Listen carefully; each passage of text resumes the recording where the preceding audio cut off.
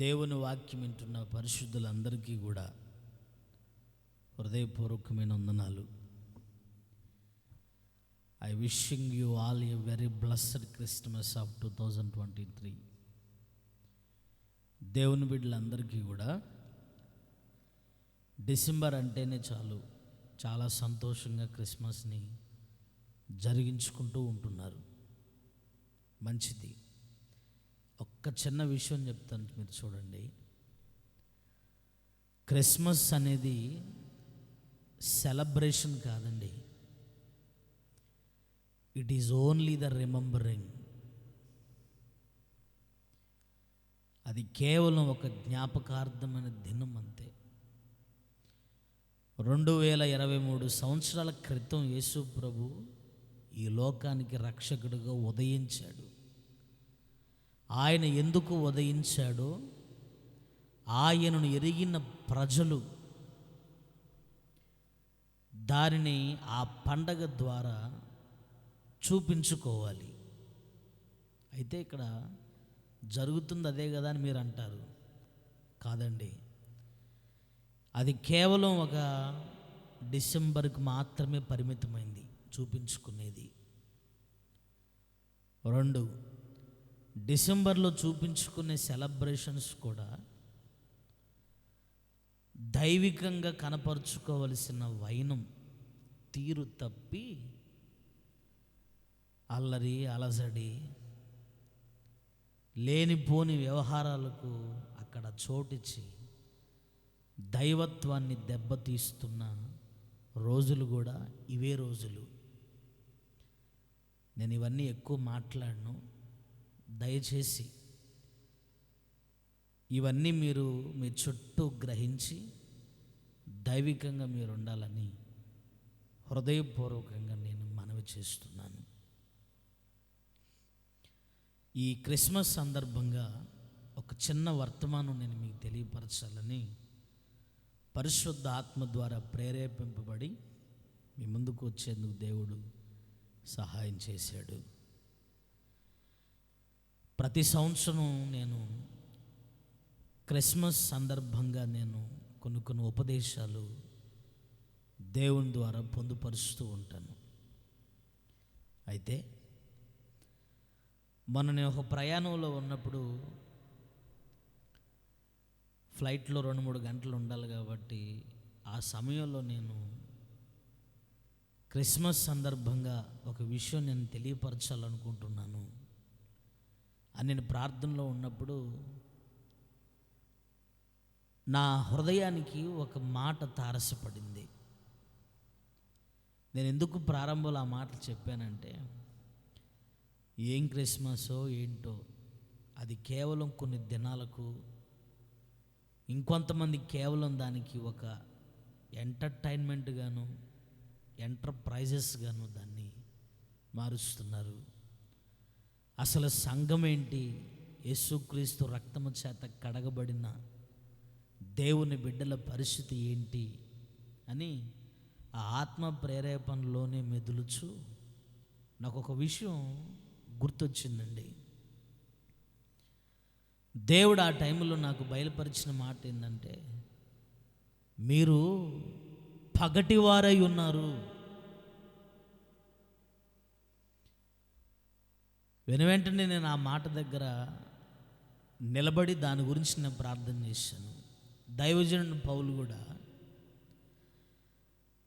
సంగమా మీరందరూ కూడా ఉదయం వారై ఉన్నారు.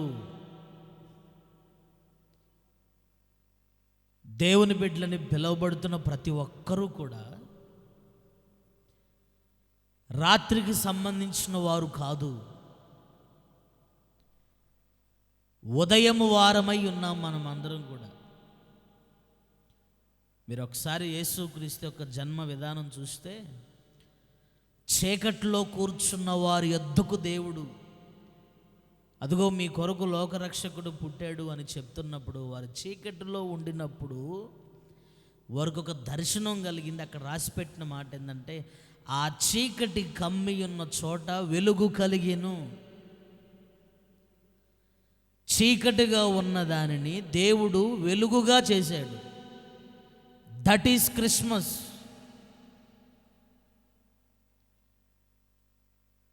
దైవజనుడైన పౌలు కూడా మనందరము రాత్రికి సంబంధించిన వారము కాము,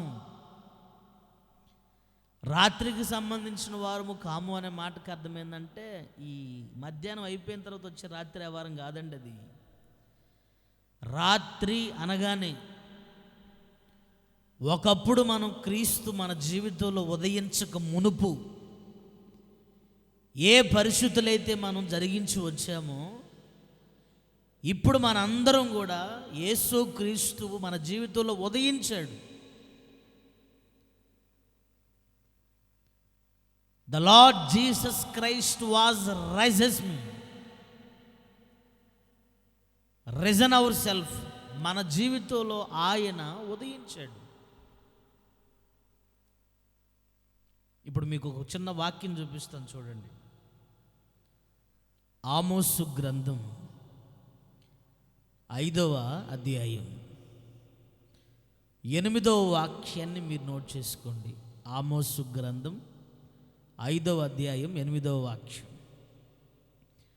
అక్కడ మీరు చూడండి, కారు చీకటిని ఉదయముగా మార్చువాడు. ఈ మూల వాక్యాన్ని మీరు నోట్ చేసుకోవాలి. కారు చీకటిని ఉదయముగా మార్చువాడు. ఏంటండి కారు చీకటి? కారు చీకటి అంటే ఇప్పుడు రాత్రి అవుతుంది, మళ్ళీ రేపు పొద్దున్నే ఉదయం అవుతుంది. అదే మీరు ఆది కాండంలోకి వెళ్తే దేవుడే భూమిని కలగజేసినాడు. ఆకాశము కలుగునుగాక, భూమి కలుగునుగాక, రాత్రి నీలుటకు పగటి నీలుటకు అని సమస్తమైన సృష్టి యావత్తును దేవుడు కలగజేశాడు. మీరు గమనించండి, ఇక్కడ కారు చీకటి అనే అనుభవం ఏంటంటే మనం అనుభవిస్తున్న ఈ ప్రకృతి సంబంధమైన చీకటి కాదు అది. ఒకప్పుడు మన జీవితం కారు చీకట్లో ఉంది. కారు చీకట్లో ఉన్న ఒకప్పుడు మనల్ని యేసు క్రీస్తు ఈ లోకానికి రక్షకుడిగా పుట్టడం వలన మన జీవితాలకు ఉదయం కలిగింది. ఇప్పుడు దేవుని బిడ్డలని పిలువబడుతున్న వారందరూ కూడా ఎవరో తెలుసా? ఉదయానికి సంబంధించిన వారండి. అందుకనే దైవజనుడైన పౌలు 1 తెస్సలోనికీయులకు రాసిన పత్రిక 5వ అధ్యాయం 5వ వాక్యాన్ని 8వ వాక్యాన్ని మీరు ఒకసారి చూడండి. అక్కడ ఏమంటున్నాడు? మనందరము కూడా పగటికి సంబంధించిన వారు, మనం పగటి వారు. మనం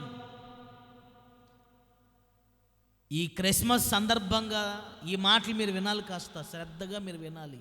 మనందరం కూడా పగటి వారము. గాబ్రియేలు దూత చీకట్లో కూర్చున్న జ్ఞానులు అని పిలువబడుతున్న వారి మీదకి అర్థమవుతున్న దర్శనమిచ్చి అక్కడ చోటు వెలుగుగా మార్చి, మీ కొరకు పుట్టినవాడు వెలుగై ఉన్నాడు. ఇక్కడ కూడా చూడండి, 1 తెస్సలోనికి 5:5-8 5వ అధ్యాయం 5వ వాక్యం 8వ వాక్యం చూడండి. మనందరం కూడా పగటి సంబంధులు. మనం రాత్రికి సంబంధించిన వారము కాదండి, మనం పగటి సంబంధులం. కొలస్సీలకు రాసిన పత్రిక 1వ అధ్యాయం మీరు 13వ వాక్యాన్ని కూడా ఒకసారి మీరు చూడండి. అంధకార సంబంధులం ఒకప్పుడు మనం, అంధకార సంబంధులం ఒకప్పుడు. అంధకార సంబంధులమైన మనల్ని ఆ చీకటిలో నుండి, ఆ అంధకారములో నుండి ఆయన మనల్ని విడుదల చేశాడు. 2023 సంవత్సరాల క్రితం, లేదా నువ్వు ఎప్పుడైతే యేసు క్రీస్తును సొంత రక్షకునిగా అంగీకరించావో అప్పుడు నువ్వు అంధకార సంబంధివి.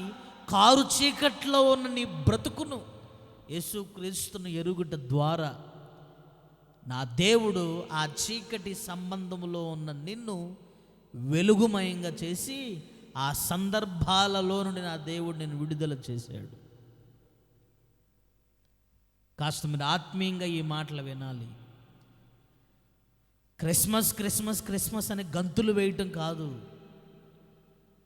గంతులు వేస్తున్న నీవు ఈ రోజున ఏ ఏ ఏ ఏ క్రిస్మస్ సందర్భంగా ఉన్న అనుభవాలు అన్నీ కాదండి. కొన్ని చోట అర్థమవుతుందా, సెమీ క్రిస్మస్లని, పెద్దల క్రిస్మస్ అని, ఆయా క్రిస్మస్లు జరుపుకోవడం చాలా మంచిది, జరిగించాలి కూడా. కానీ ఆ సందర్భాలకు వెళ్ళి చూస్తే, ఆ సెలబ్రేషన్స్ దగ్గరికి వెళ్ళి చూస్తే అంధకార సంబంధమైన వ్యవహారాలు అక్కడ జరుగుతున్నాయి, లోక సంబంధమైన వ్యవహారాలు అక్కడ జరుగుతున్నాయి. ఒక దైవత్వంతో కూడిన నీతి ధర్మం అక్కడేం లేదు. ఇక్కడ మీరు పౌలు అంటున్నాడు చూడండి, మనందరము పగటివారు. మనం ఒకప్పుడు మన జీవితాలు కారు చీకటిగా ఉంటే దేవుడు మనల్ని ఉదయముగా మార్చాడు. ఇప్పుడు నేనేమంటున్నాను తెలిసిన, ఇప్పుడు ఎవరైతే క్రిస్మస్ సెలబ్రేషన్స్ చేసుకుంటున్నాం మనందరం కూడా ఉదయానికి సంబంధించిన వారము, ఉదయపు వారము. ఒకప్పుడు కారు చీకటిగా ఉన్న మనల్ని ఉదయముగా మార్చాడు ఆయన మనల్ని. అందుకని ఈరోజు నేను మీకు చెప్తున్న ఉపదేశం ఏంటంటే, మనము ఉదయపు వారము. We're all the morning stirs, not stars, stirs. ఉదయపు వారముగా ఉండవలసిన మనం చీకటి సంబంధమైన అనుభవంతో క్రిస్మస్ సెలబ్రేషన్లు ఏంటి, అర్థమవుతుందా? క్రిస్మస్ను జరిగించడం ఏంటి? It is only for the 1 month only. It is only for the 1 day, 2 day, 10 days only. No,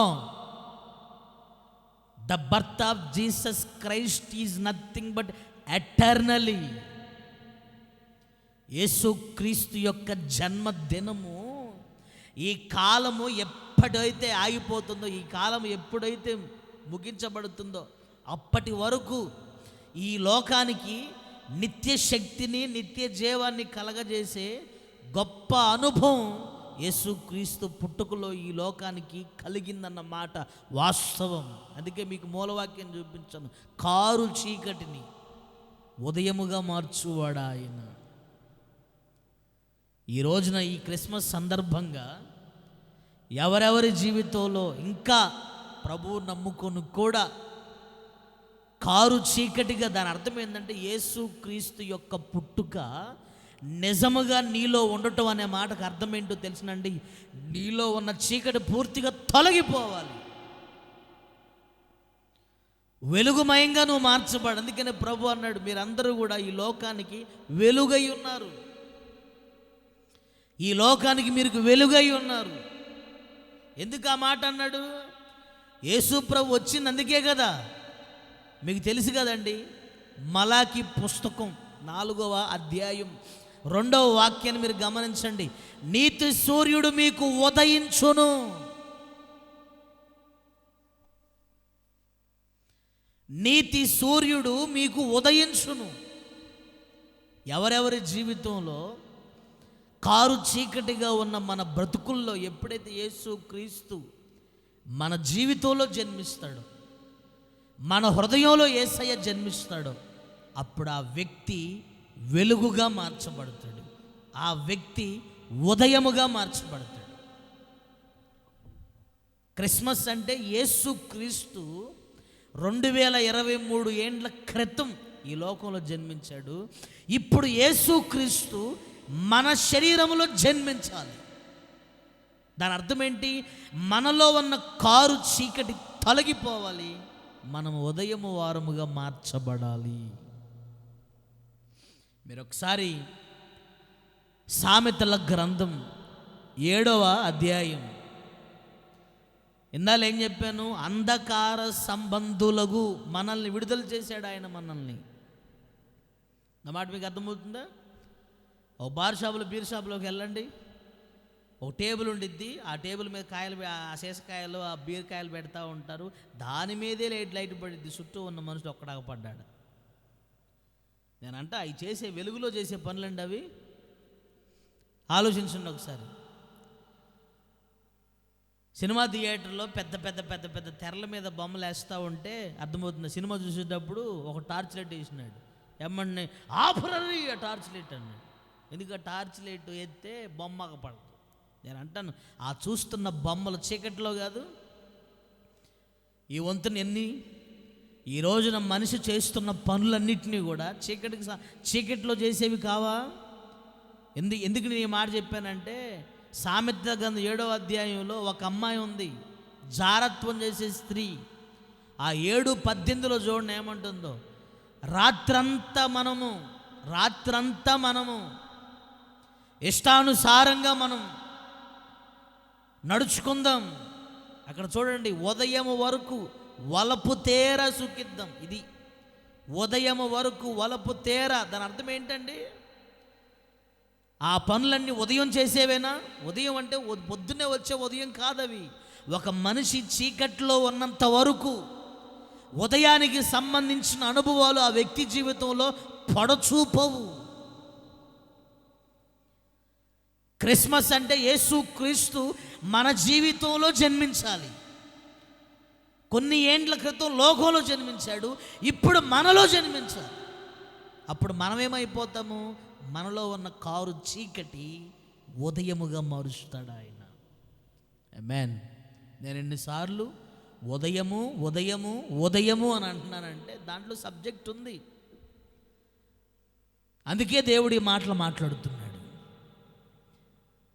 ఒక వివరణ మీకు ఇస్తాను చూడండి. ఒక వివరణ చెప్పి తర్వాత కొన్ని విషయాలు చెప్తాను, కొన్ని పాయింట్లు చెప్తాను మీకు. యెషయా ప్రవచన గ్రంథం 8వ అధ్యాయం 20వ వాక్యాన్ని మీరు చూడండి. యెషయా ప్రవచన గ్రంథం 8వ అధ్యాయం 20వ వాక్యం.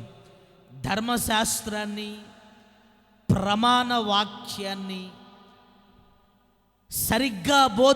సరిగ్గా దాన్ని ధ్యానించండి, సరిగ్గా దాన్ని బోధించండి. అక్కడ ఒకవేళ ధర్మశాస్త్రాన్ని, ప్రమాణ వాక్యాన్ని, ఉపదేశాన్ని సరిగ్గా బోధించకపోతే అక్కడున్న ప్రజలకు అరుణోదయము కలగదు. అగపడిందా? యెషయా ప్రవచన గ్రంథం 8:20. ఎవరికి ఉదయం కలగదండి? ఎవరి జీవితంలో ఉదయం కలగదు? ఎవరు ఇంకా నామకార్థంగా భక్తి చేస్తారో తెలిసిన? ప్రమాణ వాక్యం బ్రాకెట్లో పెట్టుకోండి. ప్రమాణ వాక్యం అంటే ఉపదేశం ఎవరికైతే సరిగ్గా బోధింపబడదో, దేవుని వాక్యం ఎవరికైతే, ధర్మశాస్త్రం అనే వాక్యం ఎవరికైతే సరిగ్గా బోధింపబడదో వారికి ఉదయం కలగదు. వారు నామకార్థమైన భక్తిలో ఉంటారు, ఆచార సంబంధమైన వ్యవహారాలు మొత్తం చేస్తారు. వారికి ఉదయము కలగదు.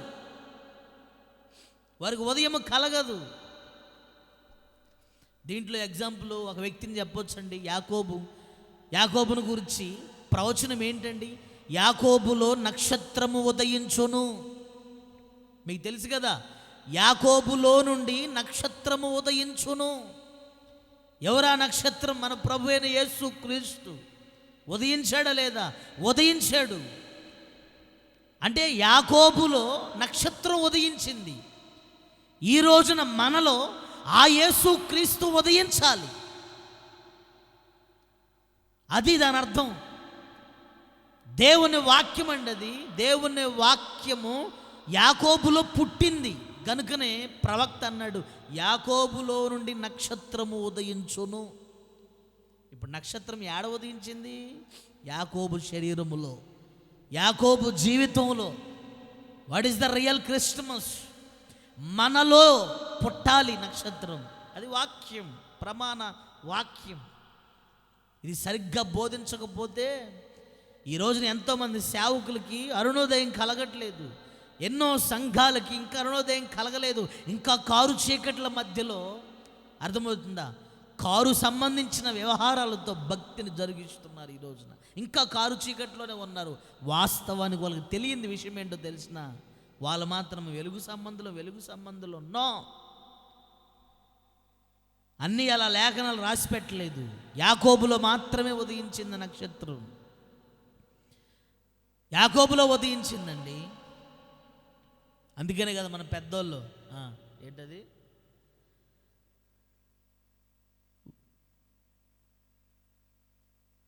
వాక్యమును యాకోబుకు తెలియజేసిన వాడవు, ఏ జనముకిలాగునా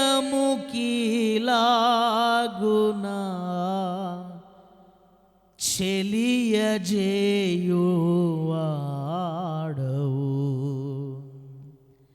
దేవునికి స్తోత్రము గానము చేయుటయే మంచిది. వాక్యమును యాకోబుకు తెలియజేసిన దేవుడు. ఎంత బాగుంది అసలు ఆ పదం చూడండి. ఈ వచ్చిన తర్వాత అవి మర్చిపోయాను నేను. ఈ పెద్ద పెద్ద వ్యవహారాలు పెద్ద పెద్ద పాటలు వచ్చిన తర్వాత అసలైన మర్చిపోయాను. ఎంత బాగుంది. వాక్యమును యాకోబుకు తెలియజేసిన దేవుడు ఏ జనానికి ఇలాగ చేయలేదట. దేవుని వాక్యము, ప్రమాణ వాక్యము ఎవరికైతే బోధింపబడుతుందో, ఎవరికైతే ఆ ధర్మశాస్త్రం బోధింపబడుతుందో వారికి మాత్రం అరుణోదయం కలుగుతుంది. వారికి మాత్రం అరుణోదయం కలుగుతుందండి. నేను అందుకని ఎప్పుడు కూడా ప్రతిదీ కూడా వాక్యానుసారంగా ఉండాలి. సంఘములో జరిగే ప్రతి క్రమం, దేవుని బిడ్డల్లో జరిగే ప్రతి అనుభవం ప్రమాణ వాక్యానుసారంగా ఉండాలి, ఉపదేశానుసారంగా ఉండాలి. అపోస్తుల కార్యము 13వ అధ్యాయములో సెర్గి అనే ఒక అధిపతి దేవుని సేవకుడిని పిలిపించుకొని వాక్యం చెప్పించుకోవాలని ఆశపడుతున్నాడు. ఎక్కడి నుండో ఒక సేవకుడిని పిలిపించుకోవాలని. అయితే అదే ఊర్లో ఒకడు ఉన్నాడు, ఎలుమ. ఈ ఎలుమ నేను కూడా అయ్యి చేస్తున్నాను కదా, నేను కూడా కొద్దిగా తెలిసినోడినే కదా, ఎవడినో పిలిపించుకోవాలా. ఈ అధిపతికి నెర్గి అనే అధిపతికి దేవుని వాక్యాన్ని తెలుసుకోవాలి. నేను అసలు వాక్యములో ఉన్న లోతు నాకు తెలియాలి, వాక్యములో ఉన్న మర్మం నాకు తెలియాలి. అసలు దేవుని వాక్యము ఏ సందర్భాన్ని ఏ విధంగా విభజించి బోధిస్తుందన్న వాస్తవం నాకు తెలియాలని ఈ విషయాలు తెలియజేసేది సౌలు అని పిలువబడుతున్న పౌలు అనువాడు ఒక్కడే అని తెలుసుకొని పిలిపించుకొని వాక్యం చెప్పించుకుంటుంటేనండి అర్థమవుతుందా. అక్కడ ఉన్నాడు కదా ఎలుమ అనే మాటకు అర్థం గారడీతనం. వాడేం చేస్తున్నాడు తెలిసిన, అక్కడ రాసిపెట్టిన మాట ఏంటంటే అతని విశ్వాసమును చెరపటానికి, అతని విశ్వాసమును చెడగొట్టడానికి ప్రయత్నం చేస్తున్నాడు. ఆలోచించాలి. ఇతరగాడు కూడా పాస్టరేనండి, ఇతరగాడు కూడా పాస్టరే.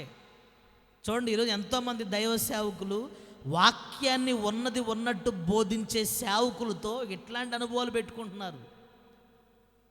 వాక్యం తెలియదు, అర్థమవుతున్న తెలిసిన సేవకుల దగ్గర ఈ విధంగా బిహేవ్ చేయటం. దైవజనుడు వచ్చాడు పౌలు, ఆ అధిపతితో మాట్లాడుతూ ఉంటే వెంటనే ఎవరో ఒక పనికి ఏదో ఒక చూపు, అర్థమవుతుందా, ఒక చూపు అతన్ని గొచ్చటం ఆత్మలో గ్రహించున్నాడు పౌలు.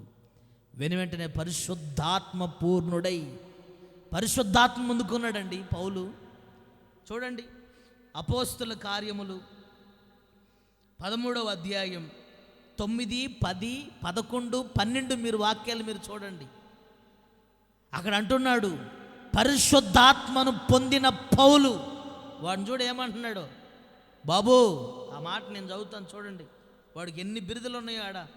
ఈ రోజున దేవుని వాక్యము తెలియని సేవకులకి, సత్య ప్రమాణము తెలియని సేవకులకండి ఈ మాట, ప్రమాణ వాక్యాన్ని సరిగ్గా బోధించకపోతే, తెలుసుకోకపోతే వారికి అరుణోదయం కలదన్న మాట వాస్తవం. చూడండి 13వ అధ్యాయం, అదిగోండి 9వ 10వ వాక్యం చెప్తున్నాను చూడండి. అతను తేరు చూచి పౌలు అంటున్నాడు, సమస్త కపటముతోనూ సమస్త దుర్మార్గముతోనూ నిండినవాడా, అపవాది కుమారుడా. ఎన్ని బిరుదులు చూడండి. కపటముతో ఉండినవాడు, దుర్మార్గతతో నిండినవాడు, అపవాది కుమారుడు. అర్థమవుతుందా? నీతికి విరోధి, ప్రభు యొక్క తిన్నని మార్గములు చెడగొట్టుట మానవా. చూసారండి, దేవుని యొక్క తిన్నని మార్గములు, సరైన మార్గములు, సంపూర్ణ మార్గములు సంఘానికి తెలియజేసేది ఉపదేశం ఒక్కటే. అట్లాంటి సేవ చేస్తున్న సేవకులు, ఉపదేశం చెప్తున్న సేవకుల్ని కొంతమంది సేవకులు ఏం చేస్తున్నారు తెలిసిన?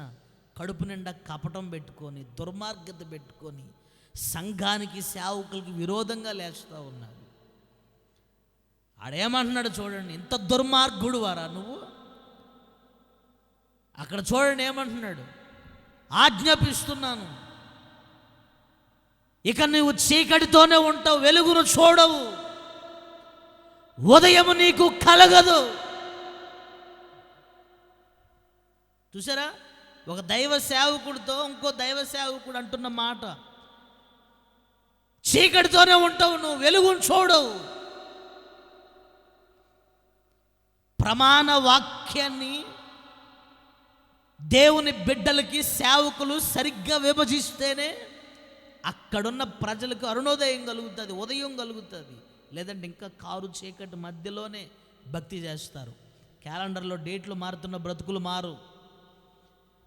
ఎన్ని 31st నైట్లు వచ్చినా కానీ బ్రతుకులు మారవు. అర్థమవుతుందా? ఎన్ని క్రిస్మస్లు వచ్చినా బ్రతుకులు మారవు. మీరు అనుకుంటారు ఈ సంవత్సరం బాగుంటుంది, ఈ సంవత్సరం బాగుంటుందని. మీరు అనుకున్నంత కాలం ఆ సంవత్సరం మీ మీద ఇంకా నిందారోపణ చేస్తూనే ఉంటుంది. బాగుండేది సంవత్సరం కాదండి. అర్థమవుతుందా? ఇప్పుడు నీళ్ళు ఉన్నాయి, నీళ్ళల్లో మనం నిమ్మకాయ పిండామనుకోండి, నిమ్మ నీళ్ళు అయిపోతాయి.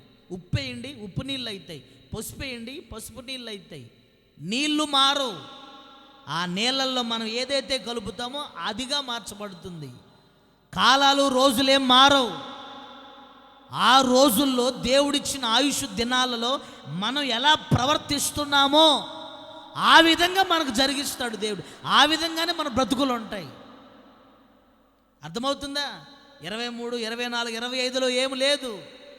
25 డిసెంబర్ 25లో ఏమి లేదు. 31 రాత్రిలో ఏమి లేదు. 1వ తారీఖులో ఏమి లేదు. అంతా ఉంది నీలో. నీలో ఉన్న కారు చీకటిని ఉదయముగా మార్చువాడు. 2023 సంవత్సరాల క్రితం పుట్టిన ఆ ప్రభు అయిన యేసుక్రీస్తు నీలో జన్మిస్తే, నీవు అంగీకరిస్తే, నీలో ఉన్న చీకటి బ్రతుకు స్వస్తి చెప్పి నా దేవుడు నిన్ను ఉదయముగా మారుస్తాడు. బోధ, నామకార్థంగా ఉన్న మనిషిని బోధ చేసేది. ఆ గారడీ వాడితో పౌలు ఆ మాట అని శపించినాడు. ఇక నువ్వు వెలుగును చూడవురా. చూడండి ఏముందో, ఇక నీవు కొంతకాలం గుడ్డివాడువై సూర్యుని చూడకుండు అని చెప్పాను. వెంటనే మబ్బు కలిగింది. అర్థమవుతుందా?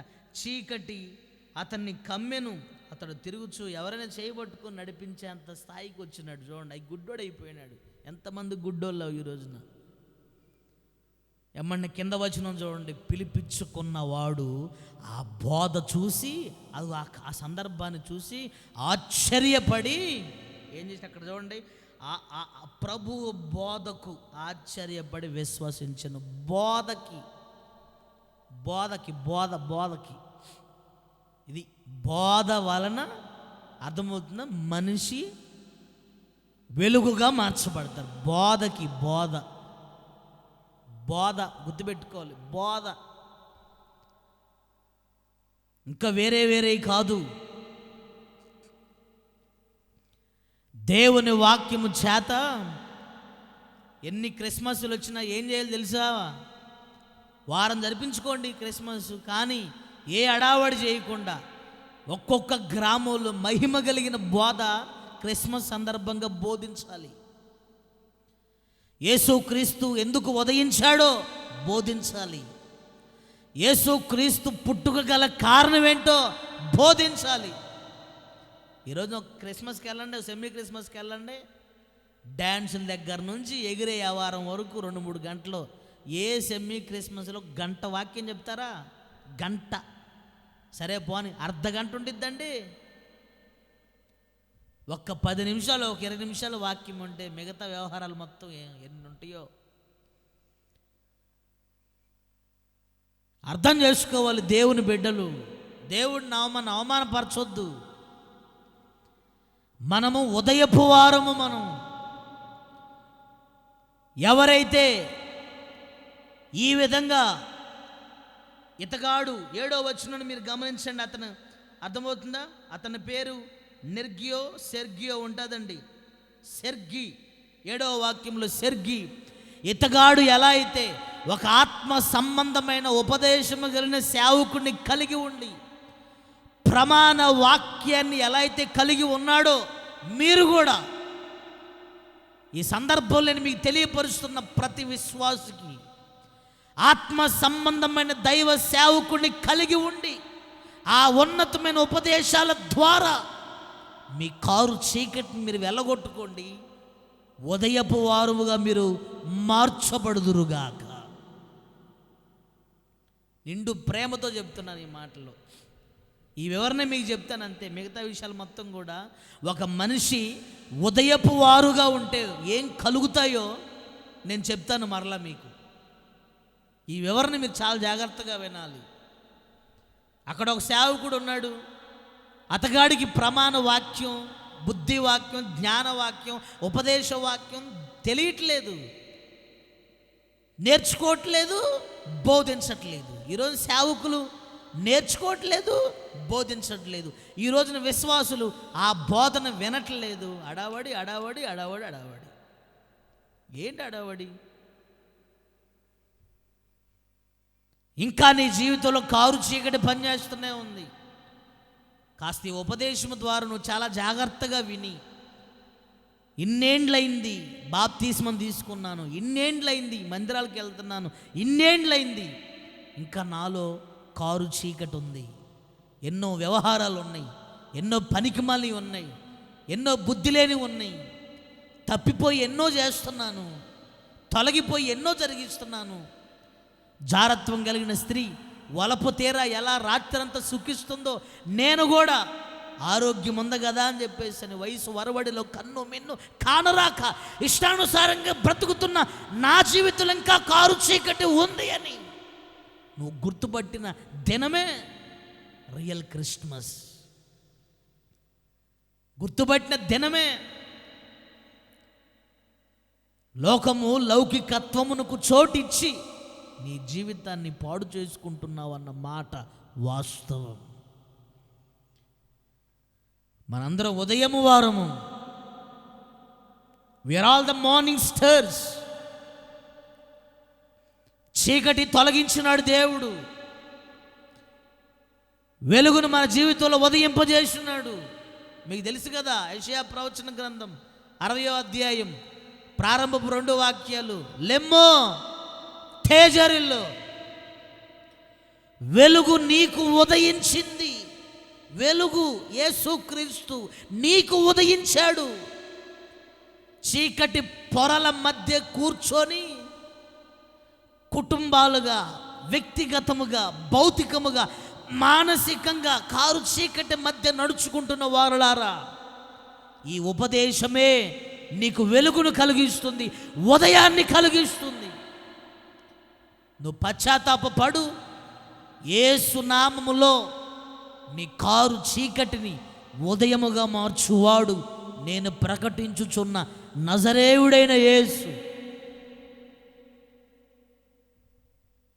ఇంకంతే. ఇదేనండి క్రిస్మస్ అంటే. ఇక నేను ఇప్పుడు చెప్పే చూసారు, ఇదే క్రిస్మస్. ఇప్పుడు నేను తర్వాత చెప్పేది ఏంటంటే, ఎవరైతే ఉదయం వారముగా ఉంటారో వాళ్ళకి ఏం కలుగుతాయో చెప్తాను అంతే. కానీ మీరు గుర్తుపట్టాల్సింది ఈ వివరణ. ఇంకా కారు చీకటి మధ్యలో నడిపించబడుతున్న సంఘాలు, దేవుని సేవకులు, విశ్వాసులు, ఎంతోమంది అన్య జనాంగానికి యేసుక్రీస్తు అర్థం కాకపోవటానికి గల కారణం ఏంటో తెలుసా? సరిగ్గా మనం ఆయనని అనుసరించక. ఈ డిసెంబరు అర్థమవుతుందా? డిసెంబర్ నెల నుండి ఇక జనవరి 1, 2, 3 వరకు తెగ ఇదిగా ఉంటారు. ఇక జనవరి 1వ తారీఖు అయిపోగానే 2వ తారీఖు అయిపోగానే సప్పబడిపోతారు ఇక అన్ని సంఘాలు. ఇక కొంతమంది పాస్టర్లు అయితే టూర్లు ప్లాన్ చేస్తారు. ఈ 2 రోజులు బాగా సుడిపడ్డాం కదా, అమ్మగారింటికి పోయేద్దాం, ఆడకు పోయేద్దాం, కొంత రెస్ట్ తీసుకుందాం, అది తీసుకుందాం. ఇక విశ్వాసుల గురించి చెప్పాలి. ఇక పండుగను జరిగించుకోవటం తప్పు కాదండి. నీ బ్రతుకు ఉదయముగా మార్చబడిందా? నీ కుటుంబము ఉదయపు వారుగా మార్చబడ్డారా? ఇందాక ఏం చెప్పాను? యాకోబులో నక్షత్రం ఉదయించింది. ఏం జరిగింది మరి? పెనుయేలు నుండి బయలుదేరాడు 2 కూతులు తీసుకొని. పెనుయేలు నుండి ఎప్పుడైతే బయలుదేరాడో యాకోబుకు సూర్యోదయం కలిగింది. 32, 31 నోట్ చేసుకోండి ఆ మాట. ఆది కాండము 32వ అధ్యాయం 31వ వాక్యం. పెనుయేలు నుండి ఎప్పుడైతే యాకోబు బయలుదేరాడో యాకోబుకి, అర్థమవుతుందా, యాకోబుతో పాటు బయలు వెళ్ళిన వారికి సూర్యోదయం కలిగింది. అది మరి నీ కుటుంబానికి ఉదయం కలిగిందా? యాకోబులో నక్షత్రం ఉదయించింది కనుక యాకోబుకు ఉదయం కలిగింది. చాలా ఆత్మీయంగా వినాలి ఈ మాట మీరు. కారు చీకటిని అంటే మధ్యాహ్నం అయిపోయిన తర్వాత వచ్చే చీకటిని పొద్దున్నే వెలుగ్గా మార్చువాడు ఇది కాదండి. మన జీవితమే ఒక కారు చీకటి, మన జీవితమే ఒక అంధకార బంధం. ఈ అంధకారంలో బ్రతుకుతున్న మన బ్రతుకును, చీకటిలో బ్రతుకుతున్న నీ బ్రతుకును, నీ కుటుంబాన్ని, నిన్ను ఉదయముగా మార్చువాడు మన ప్రభువైన యేసుక్రీస్తు. నా ప్రశ్న ఏంటంటే, ఉదయముగా మార్చబడ్డావా? అవన్నీ చేసి అప్పుడు ప్రమాణ వాక్యము ద్వారా మనం జరిగించే ప్రతి అనుభవాన్ని కూడా దేవుడు నమ్ముకోలేని వారికి వెలుగుగా మారుస్తాడు. నీ చుట్టుపక్కల ఉన్న అన్యజనులు, నీ బెస్ట్ ఫ్రెండ్స్ అన్యజనులు, వీళ్ళందరూ చూసినండి, వాళ్ళందరూ నిన్ను చూసి యేసుక్రీస్తును, అర్థమవుతుందా, నమ్మకపోయినా కాస్త ఒక మాదిరితనాన్ని దేవుడు నీకు కలగజేస్తాడు. 120 ఏండ్లు సువార్త ప్రకటించినాడు నోవాహు. నమ్మారా లేదా? కాదు. కానీ నోవాహు పని సంపూర్ణం చేశాడా లేదా అన్నది వాస్తవం. దేవుని బిడ్డలంగా మనం చేయవలసిన ధర్మాన్ని మనం పొరపాటున మర్చిపోవద్దని హృదయపూర్వకంగా నేను మీకు తెలియపరుస్తున్నాను. తెలిసిన దాన్నే క్రిస్టియానిటీ అనుకోవద్దు. తెలిసిన బోధే ఇక దైవ సేవకుడుగా విర్రవేయవద్దు. తెలిసింది అనుకోవద్దు. 4 గుడ్డోళ్ళు, అర్థమవుతుంది, ఒక ఏనుగును పట్టుకున్నారంటండి చీకట్లో. 4 గుడ్డోళ్ళు ఏనుగును పట్టుకుంటే ఒకడికేమో తొండం, ఒకడికేమో కాలు, ఒకడికేమో పొట్ట దొరికిందంట. అర్థమవుతుందా? ఎమ్మంటనే వాడు ఆ కాలు పట్టుకొని, ఒరే ఏనుగంటే ఏదో కాదురా, కాలు పట్టుకొని, అర్థమవుతుందా, మా ఇంట్లో ఉన్న మంచం కోడ్లా ఉందిరా, ఈ తొండం పట్టుకున్నాడు, ఒరే ఏనుగంటే ఏదో కాదురా, మా ఇంట్లో ఉన్న అది ఊదురు గొట్టంలాగా ఎంత బాగుందిరా, ఎలుగుబంటి ఏం కాదురా, అర్థమవుతుందా, పొట్ట పట్టుకున్నాడు ఉప్పు బస్తాలా ఉందిరా అన్నాడు. అంటే వాడికి ఏం దొరికిందో ఇదేగా అనుకుంటున్నాడు వాడు. కాలు దొరికింది వాడికి, ఇదేగా ఏనుగు. తొండం దొరికింది, ఇదేగా ఏనుగు అనుకుంటున్నాడు. ఈరోజు చాలామంది దేవుని బిడ్డలు, దేవుని సేవకులు ఏదైతే కొద్ది తెలిసి ఇదేగా. యేసుక్రీస్తులో సంపూర్ణత ఒకటి ఉంది. తెలిసిన 4 పాటలు కాదు క్రిస్టియానిటీ అంటే. నువ్వు వింటున్న 4 ప్రసంగాలు కాదు క్రిస్టియానిటీ అంటే. తీసుకున్న బాప్తిస్మాలు కాదు క్రిస్టియానిటీ అంటే. ఆదివారం వెళ్తున్న ఆరాధనలు కాదు. సంపూర్ణత ఒకటి ఉంది దాంట్లో. దానిలో పరిగెత్తాలండి. వారు ఉదయపు వారు.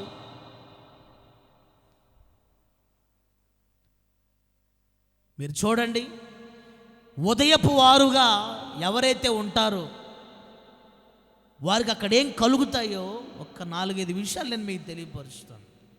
ఏం వివరించను, కేవలం మీకు ఆలోచనలు మీకు తెలియపరుస్తాను. ఇవి అవసరం లేదండి, వివరణ ముఖ్యం. కీర్తనల గ్రంథం 30వ అధ్యాయం 5వ వాక్యం మీరు చూడండి. ఆయన కోపం నిమిషం, దయ ఆయుష్కాలం.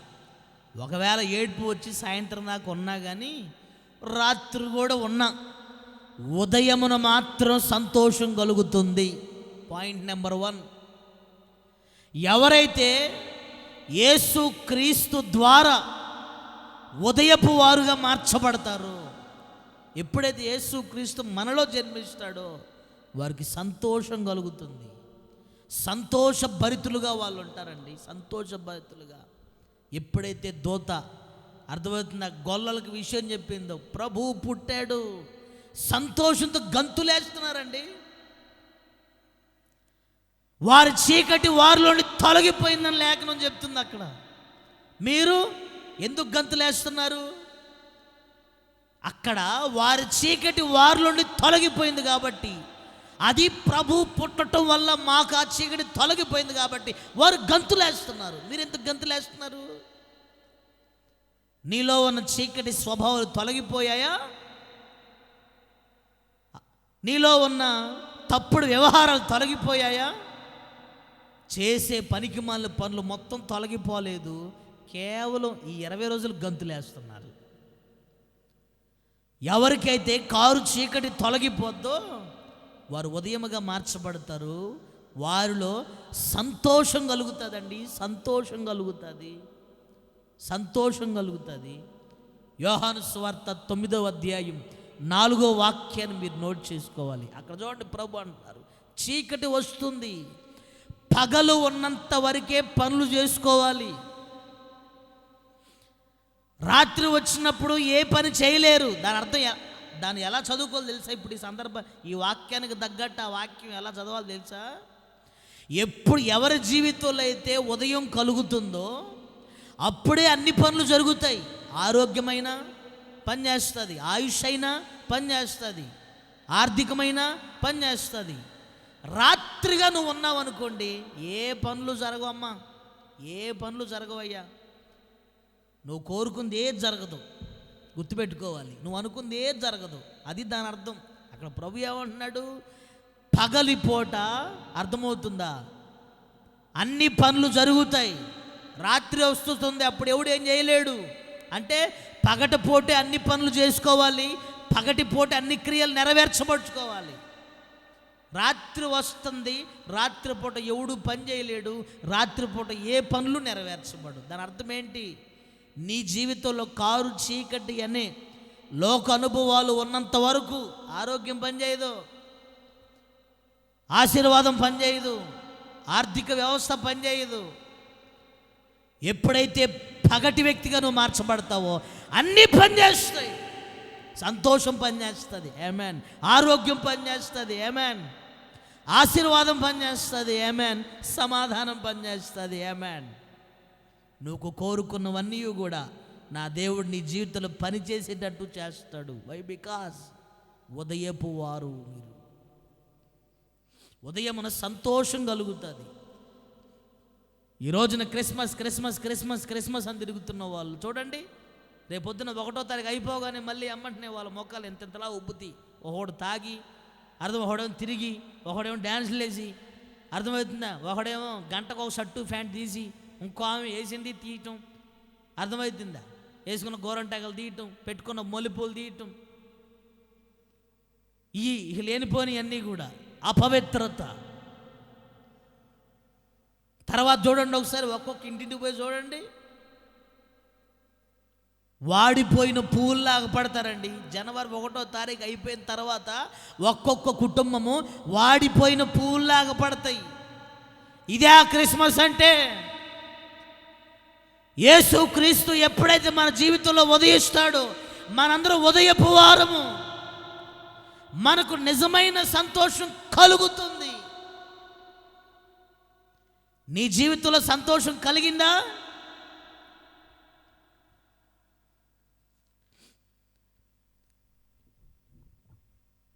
నీ కుటుంబానికి నీకు సంతోషాన్ని కలగకపోవటం గల కారణం ఏంటో తెలిసిన?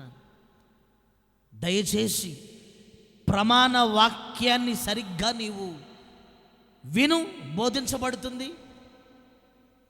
ఆ కారు చీకటిగా ఉన్న వ్యవహారాలు, బంధాలు, ఫ్రెండ్షిప్లు, సహవాసాలు, అలవాట్లు, బలహీనతలు వాటన్నిటినీ వదిలేయి. అప్పుడు నీకు నిజమైన సంతోషం కలుగుతుంది, ఉదయం నీకు కలుగుతుంది. నిర్గమాకాండం 16వ అధ్యాయం 12వ వాక్యం మీరు చూడండి. 16, 12. ఉదయమున ఆహారము చేత తృప్తి పొందుతారు. నేను చెప్పే మాట మీరు గమనించండి. ఉదయమున ఆహారము చేత తృప్తి పొందుతారు. ఎవరైతే దేవుని బిడ్డలు ఉదయపు వారుగా మార్చబడతారో, ఒకటి వారికి సంతోషం కలుగుతుంది, 2 వారు ఆహారము చేత తృప్తి నొందుతారు. ఇవన్నీ ఉపదేశాలండి, మీరు వినాలి. దేవుని బిడ్డలకు నిజమైన తృప్తి ఉందా ఈ రోజున? ఏంది తృప్తి? ఏందండి తృప్తి? నాకు అర్థం కాదు. నేను చెప్పనా, నువ్వు కోరుకునే మొత్తం జరిగితే నువ్వు తృప్తిగా ఉంటావు, లేదంటే మొహం ఎంత లావు పెట్టుకొని ఉంటావు అన్నమాట. ఎలా తృప్తి పొందాలి నువ్వు? దేవుని వాక్యం అనే ఆహారము చేత తృప్తిని పొందాలి. వాక్యము దొరకని రోజులు రాబోతున్నాయి. దేవుని బిడ్డలు ఎవరైతే ఉదయపు వారుగా మార్చబడతారో వారు ఎలా ఉంటారో తెలిసిన? వాక్యము చేత తృప్తి నొందుతారు. హెచ్కేల్కి ఒక పుస్తకాన్ని చూపించాడు, ఒక చుట్ట. హెచ్కేల్ అంటున్నాడు, ఆయనను నేను తేరి చూడగా ఒక గ్రంథపు చుట్టను నాకు చూపిస్తే నేను వెళ్ళి దాన్ని భుజించాను. అది తిన్న వెనువెంటనే నాకు ఎంత మాధుర్యంగా ఉందో. వాక్యాన్ని తినాలి. ఎవరైతే వాక్యాన్ని తింటారో వారు సదాకాలం బ్రతుకుతారండి. ఇంకా మీకు అర్థం కావాలంటే, దేవుని బిడ్డలు ఎక్కువగా వాక్యము చేత తృప్తి పొందాలి. ఆ వాక్యం మీకు కావలసిన అన్ని సమకూడేటట్లు చేస్తుంది. మరియకున్న గొప్ప అలవాటు, ఎప్పుడు లాజరు ఇంట్లోకి అడుగుపెట్టినా కానీ పాదాల దగ్గర కూర్చొని ఆయన పెదాల నుండి ఏమొస్తుందా వాక్యం పట్ల అంత శ్రద్ధ. మరియాకి ఏం చేసిందా? మరియాకి ఆ శ్రద్ధ ఏం చేసింది తెలిసిన? వాళ్ళ సహోదరుడు లాజరు చచ్చిపోయినప్పుడు తిరిగి బ్రతికేటట్టు చేసింది ఆ శ్రద్ధ. ఎవరైనా గాబరా చేశారా? వాక్యాన్ని పక్కన పెట్టి విస్తారమైన పనులు పెట్టుకున్న మార్త, ఆ చచ్చిపోయిన రోజు కూడా గాబరా చేసింది ఎవరంటే? మార్త. మరియ చేసిందా? మరియకున్న ఉపదేశం పట్ల ఆసక్తిని బట్టి యేసుక్రీస్తు అనే బోధకుడు పాదాల దగ్గర కూర్చొని ఒక లోయల్టీ, ఒక విధేయతతో ఆ వాక్యము చేత, ఆయన బోధ చేత తృప్తి పొందిన అనుభవం చచ్చిన లాజర్ని పైకి లేపేటట్టు చేసింది ఆ విధేయత. ఇంకో సువార్తలో ఉంటుంది, యేసు ప్రభు లోపలికి వచ్చినప్పుడు లాజరు మరియ ఇద్దరు కూర్చొని ఉండేను అని రాసి పెట్టింది అక్కడ. ఒక ఆమె ఏమో లేనిపోని మొత్తం పెట్టుకుంది. మరి దేవుని వాక్యము చేత నువ్వు తృప్తి పొందితే సమస్తము నా దేవుడు నీ జీవితంలో జరిగిస్తాడు. ఉపదేశం నా గుండెల మీద చేసి నేను చెప్తున్నానండి.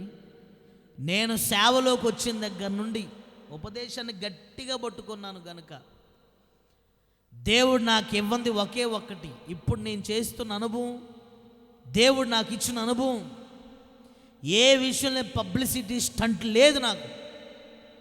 ఫస్ట్ నుండి దేవుడు నాకు పబ్లిసిటీ స్టంట్ ఇవ్వలేదు. నాకు ఏ స్థాయిలో పిలువబడ్డానో అదే స్థాయిలో నేను సేవ చేసుకుంటూ వస్తూ ఉన్నాను. నేను చేస్తున్న సేవకు దేవుడు అర్థమవుతుంది. నా పిలుపుకున్న వైభవం ఒక్కటే, నా ప్రత్యక్షతకున్న వైభవం ఒక్కటే, నా దర్శనానికున్న వైభవం ఒక్కటే. ఆ ఒక్కదాని పేరు ఉపదేశం. మీరు 13వ వాక్యం చూడండి. ఉదయాన్నే పాలెము చుట్టూ ఉంటుందంట మన్నా. ఆమేన్. ఉదయాన్నే 13వ వాక్యం ఉందా? ఇప్పుడు మీరు 12వ వాక్యం చదివారు, 6వ అధ్యాయం నిర్గమాకాండం 12వ వాక్యం. 13వ వాక్యం చూడండి. ఉదయాన్నే పాలెము చుట్టూ, పాలెము చుట్టూ దేవుని వాక్యం కుటుంబంలో అలా ఉండాలి. ఎవరైతే ఉదయపు వారుగా ఉంటారో వారి జీవితంలో అర్థమవుతుందా, వాక్యము తృప్తిగా ఉంటుందండి. అందుకని పౌలు కొలస్సీ సంఘంతో అంటున్నాడు, దేవుని వాక్యమును మీ హృదయములో సమృద్ధిగా నివసింపనీయుడి. ఆమేన్. సమృద్ధిగా ఉండాలంట వాక్యం. బియ్యం, పప్పు, ఉప్పు, నూనె ఉన్నా లేకపోయినా కానీలే, వాక్యం సమృద్ధిగా ఎక్కడైతే ఉంటుందో అక్కడ సకల సమృద్ధిని దేవుడు కలగజేస్తాడు. చిన్న లాజిక్ మర్చిపోతున్నారు జనాలు ఈ రోజున. ఉపదేశాన్ని సరిగ్గా విని దాని ప్రకారంగా నడుచుకుంటే విధేయతతో దేవుడు అన్ని సమస్తము సమకూరు జరిగిస్తాడు. అర్థమవుతుందా? ఈ దియపోస్తులకు యూట్యూబ్ ఛానల్లో ఓపెన్ చేయటం ఎమ్మంటనే ఇక్కడ చూస్తారనమాట. వామ్మో 1:20, వామ్మో 2 గంటలు, వామ్మో వామ్మో వామ్మో ఏమైంది, వామ్మో ఏమైంది, 5 నిమిషాలు కావాలా నీకు, 2 నిమిషాలు కావాలా, 2 నిమిషాలు కావాలండి. నేను దక్షిణ భారతదేశం మొన్న వెళ్ళినప్పుడు ఇన్ని గంటలు మీరు వాక్యం చెప్తారా? అసలు ఆ క్వశ్చన్ నాకు ఆశ్చర్యం కలగజేసింది. ఏంది అట్ట అడిగారు మీరని. లేదు, డౌట్ వచ్చి ఇన్ని గంటలు చెప్తారా? యూట్యూబ్ ఆన్ చేయగానే 2 నిమిషాలు అయితే దబక్కన మొహం కడుక్కుంటూ తినవచ్చు. 10 నిమిషాలు అయితే ఒక అర్ధ గంట అయితే వామ్మో గంట, వామ్మో 2 గంటలు, వామ్మో. చూశారండి, వాక్యం దగ్గరకు వచ్చేసరికి ఈ రోజున కాంప్రమైజ్ కాంప్రమైజ్ కాంప్రమైజ్ కాంప్రమైజ్ ఏంటో నాకు అర్థమే కాదు అసలు. తృప్తి అండి. ఉదయపు వారు దేవుని వాక్యముతో తృప్తి నొందుతారు, ఉపదేశముతో తృప్తి నొందుతారు. ఎవరి జీవితంలో కారు చీకటి ఉండదో వాళ్ళ ఉపదేశాన్ని ప్రేమిస్తారు. తెలుసా, ఆయా ప్రాంతంలో 3-4 ఉన్నారండి. నాకు నేను చిన్న సేవకుని కాబట్టి అంతమంది, ఎక్కువ మంది లేరులేండి. 3-4 ఉన్నారండి. నాకు అసలు ఎంత శ్రద్ధగా పిన్ టు పిన్ వింటారు. ఒక్క మాట కూడా బాగానేరు అసలు ఉపదేశం, ఒక్క మాట కూడా. వాళ్ళు ఘనంగా ఉన్నారు ఇప్పుడు. పిన్ టు పిన్ ఒక్క మాట బాగానేరు. ఉపదేశమే. తృప్తిగా ఉండాలండి వాక్యం, తృప్తిగా వాక్యం. ఇప్పుడు మనకి ఇష్టమైన ఆహారం తృప్తిగా తింటాం, సగం సగం తింటామా? ఒక భోజనం పట్ల నువ్వు అంత శ్రద్ధగా ఉంటే దేవుని వాక్యం పట్ల ఎంత శ్రద్ధగా ఉండాలి. నేను ఎప్పుడు ఒకటే చెప్తాను, దేవుని వాక్యాన్ని ఎంతమంది ఎక్కువగా ప్రేమిస్తారో నా దేవుడు వారిని ఆశీర్వదిస్తాడు. దావీదు మహారాజుకి వాక్యం అంటే ప్రాణం. నీ ఉపదేశం ప్రియము, నీ ఉపదేశం, నీ ఆజ్ఞ, నీ శాసనం, నీ కట్టడం. వాక్యానికి 100 రకాల పేర్లు పెట్టిన గనుడండి దావీదు. కట్టడ, ఆజ్ఞ, శాసనం. యోబు అంటాడు వాగ్మూలం అంటాడు. వాగ్మూలం. ఈ రోజున నామకార్థమైన భక్తులకు తెలియదు ఉపదేశం విలువ. ఉపదేశం విలువ తెలియదు. నేను ఎవరన్నా ఉపదేశం రాయండి అన్నాను అనుకోండి, ఇక వాళ్ళకి ఏమంటే సరే, అర్థమవుతుందా? శర అంటే ఇట్లా కొట్టుకుంటూ చూసావా, ఇట్లా తల కొట్టుకుంటున్నా కర్మ, దాన్ని శర అంటారు. ఇక సరే అమ్మో అమ్మో అమ్మో అని తృప్తి పొందుతారు. 90వ కీర్తన 4వ వాక్యంలో ఏముంది? ఉదయమునే నీ కృపతో తృప్తి పరుస్తున్నావు.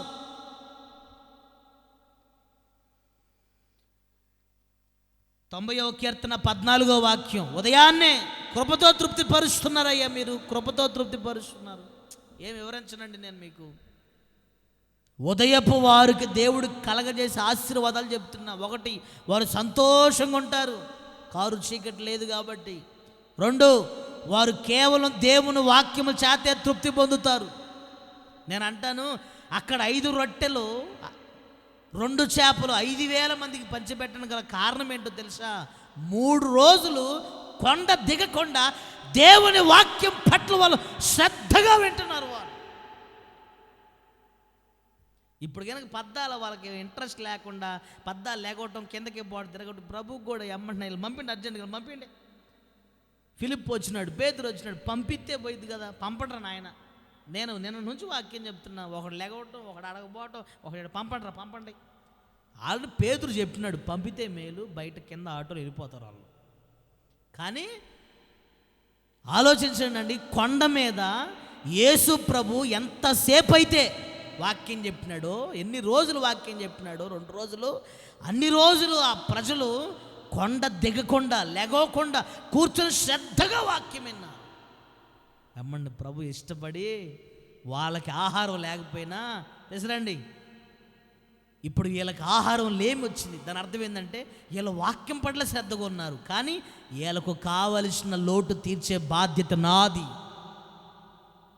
నా వాక్యం పట్ల అంత శ్రద్ధగా ఉన్నప్పుడు నేను వాళ్ళ పట్ల ఇంకెంత శ్రద్ధగా ఉండాలని జస్ట్ 5 రొట్టెలు 2 చేపల్ని కొన్ని వేల మందికి పంచిపెట్టినాడు యేసయ్య. అది నేనేమంటానంటే, ఏ వ్యక్తి అయితే దేవుని వాక్యం చేత తృప్తి పొందుతారో ఆ కుటుంబంలో ఉన్న లేమిని దేవుడు సమృద్ధిగా చేస్తాడు. చిన్న లాజిక్ అంతే, కాస్త గుర్తుపట్టాలి. యోబు గ్రంథం 1వ అధ్యాయం 5వ వాక్యం. ఉదయముగా మార్చబడిన వారు, ఇక్కడ మీరు చూడండి, ఇక్కడ తన్ను తాను ఎప్పుడు శుద్ధి చేసుకుంటాడండి. మీరు ఉపదేశం గుర్తుపట్టాలి. ఉదయపు వారం మనం కారు చీకటిని ఉదయముగా మార్చాడు ఆయన మనల్ని. ఇప్పుడు ఇక్కడ చూడండి, తన్ను తాను శుద్ధి చేసుకుంటాడు. ఉదయం అవ్వగానే అక్కడ ఏం జరిగిస్తున్నాడు యోబు మీకు బాగా తెలుసు, కానీ సబ్జెక్ట్ పరంగా మాట మీరు వినండి. అరుణోదయాన్నే ఎమ్మడిని ఎక్కడ తప్పు చేశారు, ఎక్కడ మేము తప్పు చేసినామని అర్థమవుతుందా, ఎక్కడ దుర్మార్గత రానియకుండా శుద్ధి చేస్తున్నాడు వారి కుటుంబాలని. ఈరోజు చూడండి, ఎవరైతే ఉదయపు వారుగా మార్చబడతారు, చీకటిని తొలగించుకున్న తరువాత బాప్తిస్మలు తీసుకున్న వెంటనే చచ్చేదాకా వాళ్ళు ఎలా ఉంటారో తెలిసిన, ఉదయం నుంచి సాయంత్రం ఇంటికి రాగానే ఈరోజు నేను తెలిసి తెలియక ఎవరితో ఏం మాట్లాడాను, దబక్కన నా కళ్ళతో ఏమైనా చూశానా, దబక్కన బూతులు ఏదో మాట్లాడే ఉంటాను, శుద్ధిని కోరుకుంటారు. ఎవరిని ఏదోటి అనే ఉంటాను, శుద్ధిని కోరుకుంటారు. సాయంకాలానికి రాత్రి చేసే ప్రార్థన ఏమై ఉండాలి తెలుసండి దేవుని బిడ్డలకి? అర్థమవుతుందా? ప్రభువా ఈరోజు మొత్తం కాపాడావు స్తోత్రం అని చెప్పేసి పేకల దాకా తిని కప్ప తెరిచినట్టు నోరు తెరిచి ఆవరించి పడుకోవటం కాదు. సాయంత్రం చేసే ప్రార్థన ఏంటో తెలుసా? ఈరోజు మొత్తం నేను బయట తిరిగాను, డ్యూటీకి వెళ్ళాను, స్కూల్కి వెళ్ళాను, కాలేజీకి వెళ్ళాను, పొలం దగ్గరికి వెళ్ళాను. అర్థమవుతుందా? తెలిసి తెలియక నా కంటితో ఏదో జరిగే ఉండిద్ది, నా నోటితో ఏదో అనే ఉంటాను. అర్థమవుతుందా? ఏదేమైనా మనుషుడిని కాదు ప్రభు, నన్ను క్షమించు అని చెప్పేసి అని తను తాను ఎప్పుడు శుద్ధిని కోరుకుంటాడండి. ఆ శుద్ధీకరణ ప్రార్థన చేసుకొని పడుకోవాలి. మళ్ళీ ఉదయం లేవగానే ఈరోజు మొత్తం నన్ను నేను కాపాడుకొని చాలా జాగ్రత్తగా ఉండటానికి సహాయం చేయండి. ఇట్టి ప్రార్థన. ఇక్కడ చూడండి, ఉదయాన్నే శుద్ధి చేసుకుంటున్నాడండి పిల్లల్ని. ఎవరైతే ఉదయపు వారుగా ఉంటారో తన్ను తాను వారు శుద్ధి చేసుకుంటారు. 1 తెస్సలోనికీయులు రాసిన పత్రిక మీరు ఒకసారి చూడండి. 1 తెస్సలోనికీయులు రాసిన పత్రిక 4వ అధ్యాయం 4-5 వాక్యాలు మీరు చూడండి ఒకసారి. దయచేసి మీరు అన్యజనుల వలె కాక, దాని అర్థం ఏంటి? అన్యజనులు పరిశుద్ధతను కోరుకోరు, అన్యజనులు ఇష్టానుసారంగా ఉంటారు, అన్యజనులు శుద్ధిని కోరుకోరండి. మేము పెద్ద జ్ఞానులు, అర్థమవుతుందా? ఇక వాళ్ళ కథ పక్కన పెట్టండి. వాళ్ళలాగా కామాభిలాషులు కాక పరిశుద్ధులు అగుటయే దేవుని చిత్తమని ఎరిగి, అర్థమవుతుందా, మీలో ఏ అనుభవం లేకుండా పరిశుద్ధంగా ఉండుటయే దేవుని చిత్తం అని అంటున్నాడు దైవజనుడైన పౌలు. శుద్ధిగా ఉండాలి కాదు, శుద్ధిగా ఉంటారు వాళ్ళు. ఎప్పటికప్పుడు శుద్ధిని కోరుకుంటారు వాళ్ళు, ఉదయపు వారు. అర్థమవుతుందండి? క్రిస్మస్ సందర్భంగా చెప్తున్నానండి నేను ఈ ఉపదేశం మీకు. నిజంగా యేసుక్రీస్తు నీలో జన్మిస్తే నీవు ఉదయపు వారు, నువ్వు ఉదయానికి సంబంధించిన వారు మీరు. అప్పుడు నీకు సంతోషం కలుగుతుంది. 2, వాక్యముతో తృప్తి పొందుతావు. 3, ఇక్కడ రాసిపెట్టిన మాట ఏంటి? ఎప్పుడు పరిశుద్ధతను కోరుకుంటారు వాళ్ళు, ఎప్పుడు శుద్ధిగా ఉండాలి.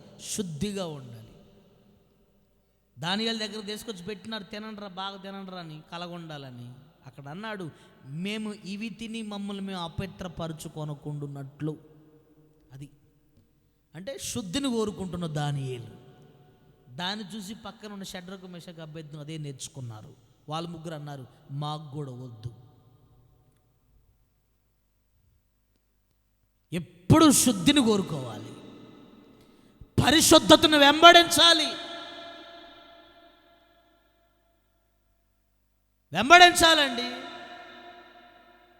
పరిశుద్ధంగా ఉండేవాళ్ళు, బ్రతికే వాళ్ళు చెప్పనవసరం లేదు, ఎవరికి నిరూపించుకునే అవసరం లేదండి. గుర్తుపెట్టుకోండి, నీ పరిశుద్ధత ఏంటో ఎవరికి చెప్పుకునే అవసరం లేదు, తెలిసిపోద్ది అంతే. ఇప్పుడు మేము పరిశుద్ధత గురించి వాక్యం బోధిస్తాం కదా, వంకరగా ఉండేవాళ్ళు వంకర చూస్తారు. ఆహా, పరిశుద్ధత గురించి చెప్తున్నాడు ఈ దైవజనుడు, ఆహా ఆహా ఆహా అనుకున్నోడి దగ్గర పోయి ఎక్స్ప్లెయిన్ చేయాల్సిన అవసరం నాకు లేదు. పరిసయ్యులు సద్దుకేలు యేసుప్రభు ఆహా ఆహా అన్నారు, మీకు దండం పెడుతుంది నేను అంటే అది నా సంగతి మీకు తెలీదు, నా గురించి మీకు తెలియదు అని నిరూపించుకోవాలి. పరిశుద్ధత పట్ల సమర్పణ కలిగిన వాళ్ళకి మాత్రమే ఒక దైవీకమైన నిర్ణయం, ఒక విధానం ఒకటి ఉంటుంది. అదే ఆ వ్యక్తిని హెచ్చిస్తుంది. ఉదయపు వారు ఎప్పుడు శుద్ధిగా ఉంటారు. కీర్తనల గ్రంథం 46వ అధ్యాయం 5వ వాక్యం చూడండి. దేవుడు ఆ పట్టణంలో ఉన్నాడు గనుక అది కదలదు. ఉదయాన్నే ఆ పట్టణానికి దేవుడు సహాయము చేయుచున్నాడు. పాయింట్ నెంబర్ 4, దేవుడు ఎవరికి సహాయం చేస్తాడు? కారు చీకటిని ఎవరైతే తొలగించుకొని యేసు క్రీస్తు ఉదయించిన ఆ యొక్క విధానం అంటే యేసు క్రీస్తు లోపల ఎవరి జీవితంలో ఉదయిస్తాడో అప్పుడు వారు పగటివారు, ఉదయపు వారు, వారికి మాత్రమే దేవుడు సహాయం చేస్తాడు. అర్థమవుతుందా? వారికి మాత్రమే దేవుడు సహాయం చేస్తాడు.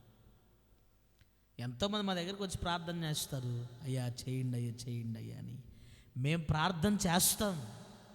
దైవజనులు లేసన్న గారికి గొండె మీద చేయబెట్టి ప్రార్థన చేసిందంట, పో అని, తగ్గిద్దని. దెబ్బకు పోయేసరికి చచ్చిపోయిన ఉంటాడు. ఇప్పుడు ఏసన్న గారు చేయి ప్రార్థన పెట్టినట్టు చేయబెట్టి ప్రార్థన చేసినప్పుడు చచ్చిపోయిందంటవా? వాడిలో నైపుణ్యత కలగలేదు, వాడిలో పశ్చాత్తాపం కలగలేదు. అలానే మా దగ్గరికి ఎంతోమంది వచ్చి ప్రార్థన చేస్తారు, అది జరిగేటట్టు ప్రార్థన చేయండి, ఇది జరిగేటట్టు ప్రార్థన చేయండి అంటే, దేవుడు సహాయం చేయకపోతే మేం చేసి ఏం ప్రయోజనం? ఇదే మాట ఒక ఆమె పద్దాలు పోతుంది రాజుగారి దగ్గరికి, పద్దాలు పోతుంది, సహాయం చేయ్యా సహాయం చేయ్యా. ఆ రాజు చూడండి ఏమంటున్నాడు, 2వ రాజుల గ్రంథం 6వ అధ్యాయం 17వ వాక్యం అనుకుంటూ చూడండి. 2వ రాజుల గ్రంథం 6:17. ఆయన ఏమంటాడు, రాజా సహాయం చేయి. 16వ వాక్యం చూడండి, పద్దాలు వస్తుందంట ఆయమ్మ. ఆయన అంటున్నాడు, దేవుడే సహాయం చేయకపోతే నేనేం చేయను నీకు. సరిపోయింది సమడం. దేవుడు నీకు సహాయం చేయకపోతే నన్నేం చేయమంటావు? మేము ఎంతోమందికి ప్రార్థన చేస్తామండి. మేము ప్రార్థన చేసినప్పుడు కొన్ని కుటుంబాలు ఎందుకు అలా ఉండట్లేదంటే, దేవుడు వారికి సహాయం చేయనప్పుడు మేమేం చేసి ఏం ప్రయోజనం? కొన్ని మాకుంటాయి. ఎవరైతే బాగా భక్తిలో ఉండి శ్రమల పాలు అవుతున్నారో వాళ్ళకి, మాకు కొన్ని వాటికి టికెట్లు ఉంటాయండి, ఎంట్రీ ఉంటుంది. అంటే సేవకులు చేసే ప్రార్థన బట్టి దేవుడు కొన్ని చేస్తాడు. అవి వేరే అనుభవం నేను చెప్తానులేండి. నేనేమంటే బ్రతుకును మార్చుకోకుండా, బుద్ధి మార్చుకోకుండా దైవజనుడు ప్రార్థన చేస్తే ఏముండిద్ది? అలవాట్లు మార్చుకోకుండా దేవుడే సహాయం చేస్తారు. వంకర పనులు మార్చుకోకుండా, బుద్ధిని సరి చేసుకోకుండా, అర్థమవుతుందా? నాలేవారాలు గూనేవారాలు మానుకోకుండా దేవుడే సహాయం చేస్తారు అంటున్నా నేను. చూడండి రాజు ఏమన్నాడు, దేవుడు నీకు సహాయం చేయకపోతే నేనేం చేయాలి నీకమ్మా తల్లా? కానీ ఇక్కడ వాక్యం చూడండి, ఉదయపు వారికి దేవుడు సహాయము చేయుచున్నాడు. దేవుని వలన సహాయం పొందుకోవాలి. ఈ రోజున నీ కుటుంబానికి దేవుని యొద్ద నుండి సహాయం రావాలి. మనుషుల యొద్ద నుండి కాదు. మనుషుల యొద్ద నుండి ఒకవేళ సహాయం పొందుకున్నావా, అది ఏంటి? మనుషుల యొద్ద నుండి అడుక్కోవటం. దేవుని సహాయం అంటే ఏంటండి? మనం బతుకుతున్న చూసినావా, దేవుని సహాయం. మన ప్రయాణాలు పోతున్నాం, దేవుడు సహాయం చేస్తున్నాం. కాబట్టి ఈరోజు మన కుటుంబం, మన పిల్లలు కాస్త క్షేమంగా ఉన్నారు, దేవుడు సహాయం చేస్తున్నాడు. కాబట్టి 2023 డిసెంబర్ దాకా మనం వచ్చినామండి. ఇక్కడ దాకా మనం వచ్చినాము. దేవుడు సహాయం చేయకపోతే మనం ఈ నెల దాకా వచ్చేవాళ్ళమా? 12 నెలలు. కానీ ఈ సంవత్సరం ఎంతమంది కాలగర్భంలో కలిసిపోయారు. మరి దేవుడు నీ పిల్లలకి సహాయం చేసినాడు కాబట్టి బతుకున్నారు, నీకు సహాయం చేసినాడు కాబట్టి నువ్వు బతుకున్నావు. ఎన్నో ప్రమాదాలు, ఎన్నో శ్రమల మధ్య, ఎన్నో కష్టాల మధ్యలో నీ కుటుంబం ఇంకా సజీవంగా ఉంది కదా, దేవుడు సహాయం చేయబట్టే కదా. ఆలోచించండి ఒకసారి. దేవుని సహాయం ఎవరికి అందిద్దో తెలుసండి? ఎవరైతే కారు చీకటిని తొలగించుకుంటారో, యేసుక్రీస్తు నిజముగా ఎవరిలో ఉదయిస్తాడో దేవుడు వారికి సహాయం చేస్తాడు. ఆమేన్. చాలా బాగుందండి ఈ ఉపదేశం. క్రిస్మస్ సందర్భంగా నేను చెప్తున్నాను. లూకా సువార్త 6వ అధ్యాయం 13వ వాక్యం మీరు చూడండి. లూకా సువార్త 6వ అధ్యాయం 13వ వాక్యం. ఎప్పుడన్నా పెట్టొచ్చు కదా, ఎందుకు ప్రత్యేకంగా ఆ పదం అక్కడ ఉంది? ఉదయమైనప్పుడు పిలిచి వారికి పేర్లు పెట్టి అపోస్తులుగా చేసి ఏర్పాటు చేసుకున్నాడు. నేను అంటాను, అప్పుడే చేయాలా? సరే చేస్తే చేసిండు ప్రభు, మరి పరిశుద్ధాత్ముడు ఆ పదం ఎందుకు వాడినట్టు? ఇంకో మీకు చెప్పటం కోసం. దాని అర్థమేంటి తెలిసిన? ఉదయపు వారు అపోస్తులుగాను ఏర్పరచబడిన వారుగా ఉంటారు. వా, ఉదయపు వారు ఏర్పాటులో ఉంటారు. ఉదయపు వారు అపోస్తుల తత్వములో నిలిచి ఉంటారు. నేను ఈ పాయింట్ చెప్పాలంటే గంట పట్టిద్ది. మీకు అన్నీ అటు చెప్పినప్పుడు దీనికి అట్లే చెప్పాలి. ఈ పదం దగ్గర మేము సాగదీస్తే ఇక అంతే. ఇక ఎందుకంటే ఉన్నతమైన మాట అండి ఇది. ఎవరైతే కారు చీకటిని తొలగించుకొని, అర్థమవుతుందా, యేసుక్రీస్తు ఎవరిలో అయితే ఉదయిస్తాడో, యేసుక్రీస్తు ఎవరిలో ఉదయించి వారు ఉదయపు వారుగా మార్చబడతారో వారు అపోస్తుల తత్వంలో ఉంటారు. దైవజనుడు పౌలు సేవ చేసేటప్పుడు కొంతమంది ఆయన కింద ఉన్నారండి. ఆయనతో పాటు కొంతమంది ఉన్నారు. ఇప్పటికీ చరిత్ర వాళ్ళ గురించి మాట్లాడుతూనే ఉంది. ఇప్పటికీ ఆ చరిత్ర వాళ్ళ గురించి చెప్తూనే ఉంది. ఇంకొంతమంది యేసుక్రీస్తు సేవ చేసేటప్పుడు మీరు మత్తయి సువార్త 8వ అధ్యాయంలో గుర్తుపడతారు. దరిదాపు ఎంతోమంది స్త్రీలు ఆయనను వెంబడించి ఆయనకి పరిచర్య చేసిరి. అపోస్తుల తత్వంలో వాళ్ళు ఉన్నారు. అందరూ ఉండరు అపోస్తుల తత్వంలో. ఎవరైతే కారు చీకటి లాంటి స్వభావాలు తొలగించుకుంటారో, యేసుక్రీస్తుని చేత నిజముగా ఉదయిస్తారు బ్రతుకు ద్వారా, అప్పుడు వారు అపోస్తుల తత్వంలో ఉంటారు. 2, వాళ్ళు ఏర్పరచబడిన వారుగా ఉంటారు. ఆమేన్. పిలవబడిన వారు వేరండి, ఏర్పరచబడిన వారు వేరండి. 10 మంది ఉంటే వాళ్ళని పిలవటం, నువ్వు ఏర్పాటులో ఉన్నావు. నీ కుటుంబం ఏర్పాటులో ఉండాలి, దేవుని ఏర్పాటులో ఉండాలి.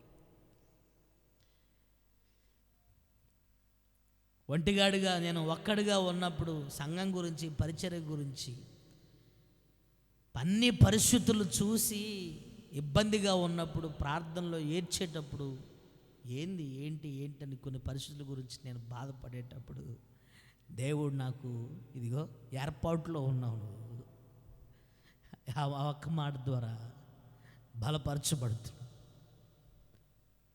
అదొక్కడు చాలు. నా ఏర్పాటులో నువ్వు ఉన్నావురా. అప్పుడు ఆ ఒక్క మాటతో, ప్రభువా ఎన్ని ఏండ్లైనా మీరు ఎట్లా నడిపించినా అట్లా నడిపించుకోండి, ఇబ్బంది ఏం లేదు. ఎందుకంటే దేవుని ఏర్పాటులో ఉంటే చాలు. మొట్టమొదట ఇప్పుడు ఏదన్నా ఉంటే, అయ్యా మా మీద ఒక కన్నేయండి అయ్యా అని అంటారు చూసారండి. ఎక్కడన్నా మా మీద ఒక కన్నేయండి, మా మీద దృష్టి అనమాట. ఎన్ని చేసినా కానీ మమ్మల్ని దృష్టిలో పెట్టుకోండి అని దాని అర్థం.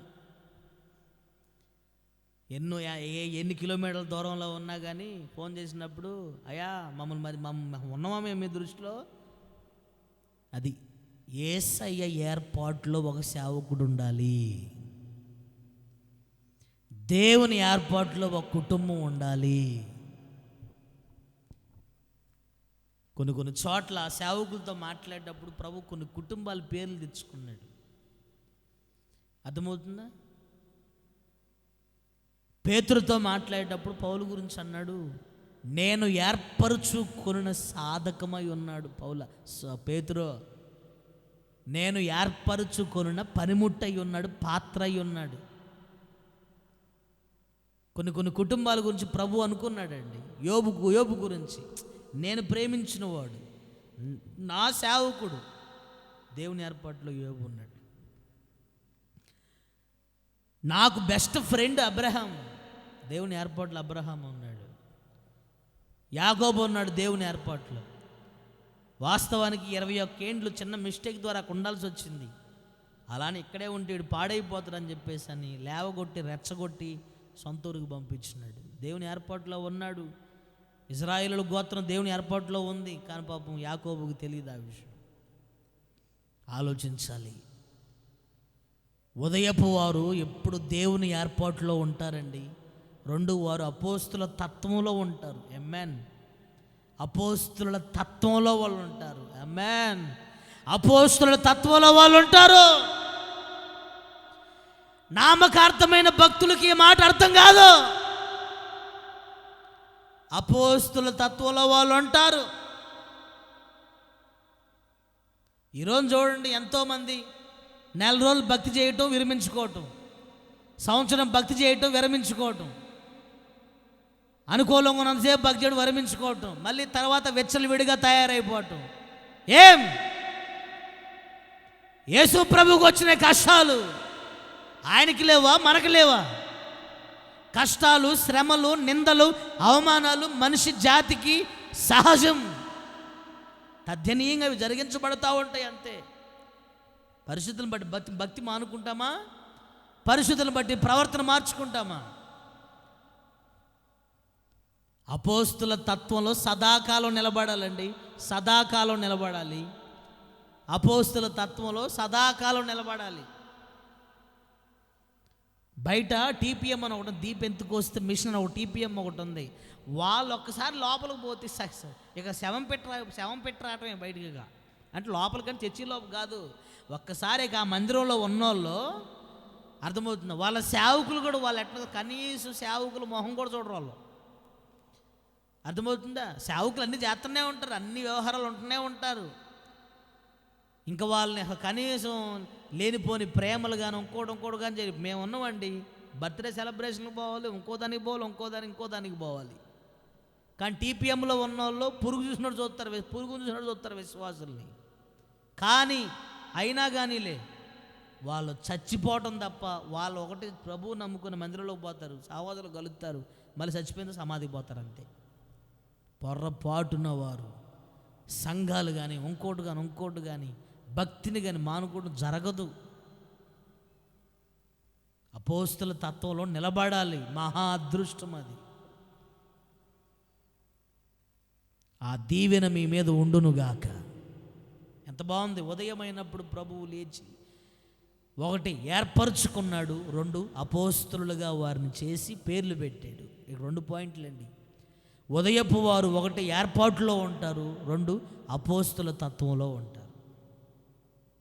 యెహెజ్కేలు గ్రంథం 46వ అధ్యాయం 15వ వాక్యాన్ని మీరు నోట్ చేసుకోండి.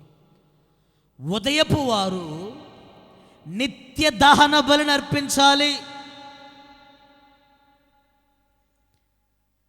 ఉదయం అంటే బైబిల్లో ఎన్నో ఉన్నాయండి, కానీ ఏదో ఆ ఒక్క పదం తీసుకొని చెప్పిన ఉపదేశం కాదు ఇది. పరిశుద్ధాత్మ దేవుడు కేవలం సంఘటనలను బట్టి ప్రస్తావించిన మాటలు ఇవి. అర్థమవుతుందా? పొందుపరిచినవి కాదు ఇవి. నేను చెప్పిన ప్రతి చోట ఒక కంటెంట్ ఉంది, మీరు గుర్తుపట్టాలి. ఇక్కడ చూడండి, ఉదయాన్నే నిత్య దహన బలి అర్పింపవలెను.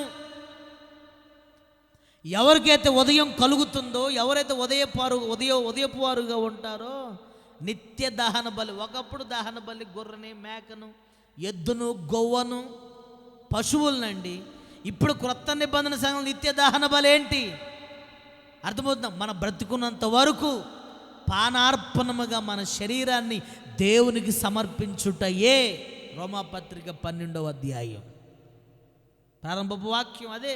సజీవ యాగముగా మన శరీరాల్ని మనం ఆయనకు సమర్పించుకొనుటయే. అది ఉదయపు వారు వారిని వారి దేవునికి సమర్పించుకుంటారు. ఎంత అమూల్యంగా ఉందండి ఉపదేశం. ఉదయపు వారు వారిని వారే దేవునికి సమర్పించుకుంటారు. ఉద్యోగాలు చేసేవాళ్ళు కూడా సమర్పించుకోవచ్చు. అర్థమవుతుందా? ఉద్యోగాలు చేసేవాళ్ళకి సమర్పించుకోవచ్చు అండి. మరి పౌలు గారు డేరాలు కుట్టుకొని సేవ చేయాల అప్పుడున్న పరిస్థితులను బట్టి. మళ్ళీ కొద్ది కాలానికి సంపూర్ణమైన సేవ కూడా అయ్యాడు. డేరాలు కుట్టుకోవటం మళ్ళీ లేనప్పుడు మళ్ళీ సేవ చేసుకుంటాం. బైబిల్ ఎంతోమంది ఫిలోమోను, అపోల్లో, బర్నబా ఆ పని చేసుకున్న వాళ్ళండి. వాళ్ళు ఉద్యోగాలు చేసుకుంటూ కూడా మిగతా పని ద్వారా మిగతా సమయాన్ని దేవుని సేవకు హెచ్చించటం.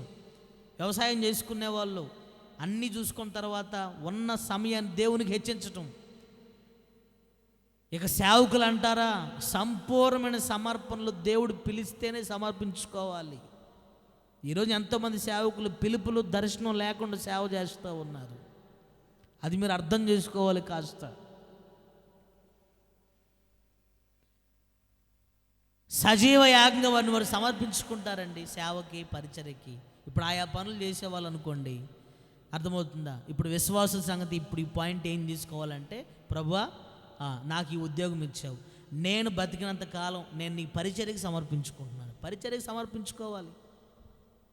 సమర్పించుకోవాలండి. నేను ఒక మందిరానికి వెళ్తున్నాను అయ్యా, ఆ పరిచర్ని సమర్పించుకుంటున్నాను. పలానా పరిచర్ని సమర్పించుకుంటున్నాను. సేవకుల దగ్గర ఉండటం కోసం సమర్పించుకుంటున్నాను. సంఘంలో ఉండటం కోసం సమర్పించుకుంటున్నాను. పరిచర్య ఏదున్నా కానీలే, నేను నా పిల్లల్ని పంపుతాను, నా పిల్లలకి సమర్పిస్తాను. అర్థమైంది? సమర్పణ అంటే కనుక ఎక్కడికో వెళ్ళిపోవద్దు. చదివిండి, పిల్లగాలను చదివించుకుంటూనే సేవకు పంపాలి, సేవకుల దగ్గరకు పంపాలి. అన్ని పనులు దేవుని పని వాళ్ళతో చిన్నప్పటి నుంచి చేయించాలి. అదొక గొప్ప సమర్పణ. ఉద్యోగాలు చేసుకుంటూ, వ్యవసాయాలు చేసుకుంటూ, వ్యాపారాలు చేసుకుంటూ దేవుని పనికి సమర్పించుకోవాలి. ఉదయపు వారు చేస్తారన్నమాట ఈ పని. కేవలం టూకీగా చెప్తున్నాను ఈ ఆలోచన మీకు. ఆఖరి మాట చూడండి, హోషేయ గ్రంథం, హోషేయ 6వ అధ్యాయం 3వ వాక్యం చూడండి. ఉదయము తప్పక వచ్చు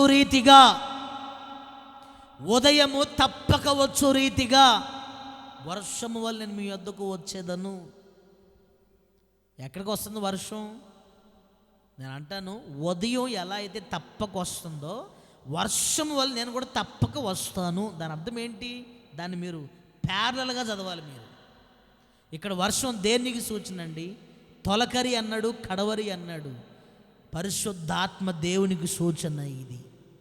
పరిశుద్ధాత్మ దేవునికి సూచన ఈ వర్షము, లేదా ఉపదేశానికి సూచన ఈ వర్షం.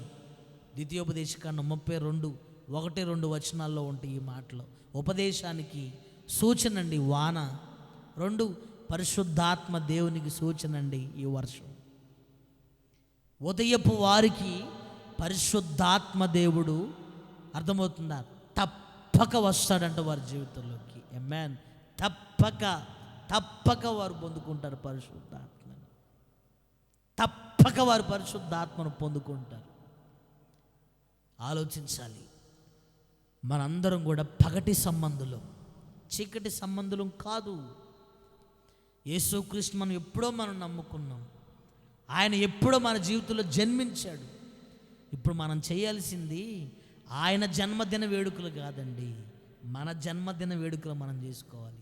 మన జన్మదిన వేడుకలు అంటే మన పుట్టినరోజులు కాదు. యేసయ్య నా శరీరంలో కారు చీకటి తొలగించినాడు, తాగటం మానేసుకున్నాను, అది సెలబ్రేషన్. తిరగటం మానేసుకున్నాను, అది సెలబ్రేషన్. సెల్ ఫోన్లో ఏబడితే చాటింగ్లు, కాళ్ళు, రహస్యమైన వ్యవహారాలు మానేసుకున్నాను, దట్ ఈజ్ యువర్ సెలబ్రేషన్. ఒకప్పుడు వాక్యం పట్ల శ్రద్ధ నాకు లేదు, అది ఇప్పుడు నేను శ్రద్ధ కలిగి వాక్యం, శ్రద్ధ కలిగిన విశ్వాసం, శ్రద్ధ కలిగిన భక్తి ఇప్పుడు నేను చేస్తున్నాను. అది నీ సెలబ్రేషన్. ఆఖరిగా 2023 ఏండ్లు నామకార్థమైన భక్తిలో ఉండి ఉండి ఉండి ఉన్నాను. కానీ వాక్యం ద్వారా నా దేవుడు నా హృదయంలో ఉదయించాడు, నన్ను ఉదయపు వారుగా మార్చాడు ఆయన. That is your celebration. ఇప్పుడు నేను చెప్తున్న 7 విషయాలండి మీ జీవితంలో ఉండొద్దు. మరి ఈ 20 రోజులకి అంకితం కాకూడదు, ఈ 10 రోజులకి అంకితం కాకూడదు, పండగకి అంకితం కాకూడదు.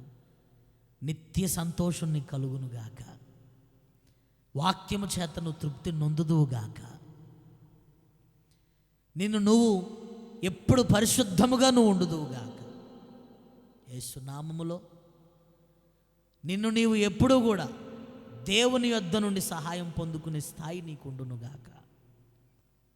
ఇంకా ఎప్పుడూ నీవు దేవునికి సమర్పణగా నువ్వు ఉండు. అర్థమవుతున్నా? పరిశుద్ధాత్మ నువ్వు పొందుకో. ఆఖరిగా దేవుని ఏర్పాటులోను అపోస్తుల తత్వంలో నీ ఉండుదువుగాక. క్రిస్మస్ దినాలలో దేవుడు క్రొత్త కోణంలో దేవుడు మీకు చెప్పిన బోధ ఇది. కాస్త మీరు అర్థవంతంగా ఈ మాటలు తీసుకొని మన ప్రభువైన యేసు క్రీస్తును అప్పుడు శరీరంగా పుట్టాడు, ఇప్పుడు ప్రస్తుతం వాక్యం రూపంలో ఆయన పుడుతున్నాడు ప్రతి చోట. ఇప్పుడు ఈ మాట నీ హృదయంలోకి లోపలికి చొచ్చుకొని నీవు పశ్చాత్తాపడితే ఇప్పుడే యేసయ్య నీలో పుడుతున్నాడు. ఆయన ఇప్పుడే నీలో ఉన్న కారు చీకటిని ఉదయముగా మారుస్తున్నాడు. ఆయన ఉదయముగా మార్చి నిన్ను సంతోషముగా, అర్థమవుతుందా, మహిమ కలిగిన వ్యక్తిగా నిన్ను మారుస్తున్నాడు. సదాకాలం నీవు అలా ఉండుదువుగాక. కళ్ళు మూసుకో, నీ కొరకు చిన్న ప్రార్థన చేస్తాను. కళ్ళు మూసుకొని 2 చేతులు పైకెత్తి ఆ చీకటి వ్యవహారాలు ఏవైతే ఉన్నాయో వాటిని గద్దించండి. యేసునామములో అడగండి, పశ్చాత్తాపడండి, ఏడవండి.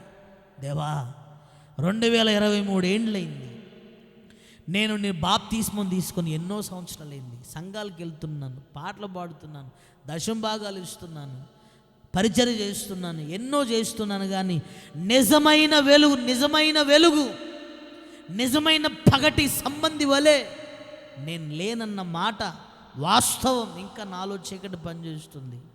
ఎన్నో పనికిమాలిన స్వభావాలు, పగ, ప్రతీకారం, అసూయ, అబద్ధం, కపటము, దుర్నీతి, దుర్మార్గత, జారత్వము, వ్యభిచారము, అల్లరితో కూడిన ఆట పాటలు, కామాభిలాషలు, ఈ విధంగా చెప్పుకుంటూ పోతే తెలిసి తెలియక ఎన్నో దేవుని బిడ్డగా ఉండి జరిగిస్తున్నాను. విశ్వాసాన్ని కోల్పోయాను. అవును, నాకు కొదువు ఉంది, కానీ నువ్వు తీర్చట్లేదని నేను చాలా బలహీనమైపోతూ ఉన్నాను. భక్తిలో శ్రద్ధను కోల్పోయాను, వాక్యం పట్ల శ్రద్ధను కోల్పోయాను, నడిపింపును పట్ల శ్రద్ధను కోల్పోయాను, నాయకత్వం కింద నుండి పక్కకు తొలగిపోయాను, అడ్మినిస్ట్రేషన్ లేదు, దారం తెగిన గాలిపటంలాగా తయారయ్యిందయ్యా. నేను, నా కుటుంబం, కృప నువ్వు యేసు నామములో నన్ను ఉదయపు వారుగా మార్చండి, ఉదయపు వారుగా మార్చండి. ఇదిగో ఈ క్రిస్మస్ సందర్భంలో మేము ఉన్నాం కాబట్టి, ఇదిగో ఈ సందర్భంగా మేము అడుగుతున్నాము, నా జీవితంలో, నా కుటుంబంలో ఉన్న కారు చీకటిని తొలగించుదువుగాక. యేసునామములో ఆజ్ఞాపిస్తున్నా. నేను ఎంతమంది అయితే పశ్చాత్తాపంతో ప్రార్థన చేస్తున్నారో, కుటుంబంలో ఉన్న కారు చీకటి, నీ జీవితంలో ఉన్న కారు చీకటి, నీ శరీరంలో ఉన్న కారు చీకటి యేసునామములో తొలగిపోవునుగాక.